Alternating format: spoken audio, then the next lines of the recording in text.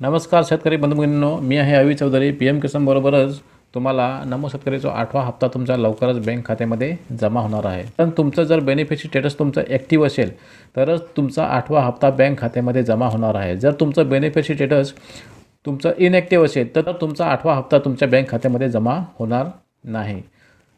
तर बघूया पुढे आपण स्टेप बाय स्टेप प्रोसेस. परंतु त्या अगोदर तुम्ही आपल्या चॅनलवरती नवीन आला असाल तर आपल्या चॅनलला सबस्क्राईब करून घ्या, कारण आपण असंच नवीन नवीन व्हिडिओ तुमच्यासाठी घेऊन येत असतो. चला तर मग स्टेप बाय स्टेप पुढे प्रोसेस बघूया.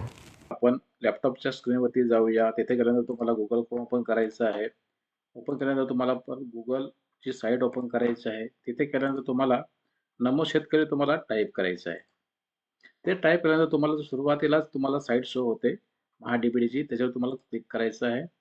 ते क्लिक केल्यानंतर तुम्हाला तिथे बघा राईट साईडला बेनिफिट स्टेटस तुम्हाला शो होते, त्याच्यावर तुम्ही क्लिक करा.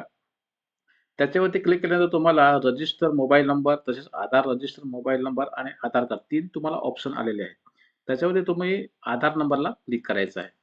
आधार नंबरला क्लिक करून तुम्हाला तिथे तुमचा आधार नंबर टाकायचा आहे. आधार नंबर टाकल्यानंतर तुम्हाला जो कॅप्चा दिलेला आहे, तो कॅप्चा तिथे टाकून द्या आणि त्याचा गेट आधार ओ-टी-पी करा. ओ-टी-पी टाकल्यानंतर तुम्हाला तिथे लगेच शो होईल तुमचं आधार कार्ड ॲक्टिव्ह आहे का इनॲक्टिव्ह आहे. तर अशा प्रकारे आपण नमो शेतकरीचा आपण स्टेटस चेक करू शकतो. व्हिडिओ आवडले असल्यास शेतकरी बंधू भगिनींना शेअर करा. तसेच आपल्या चॅनलला सबस्क्राईब करा, कारण आपण असेच नवीन नवीन व्हिडिओ घेऊन येत असतो. तसेच 8व्या हप्त्याची तारीख फिक्स झाली तर आपण परत व्हिडिओ घेऊन येणार आहोत. नमस्कार.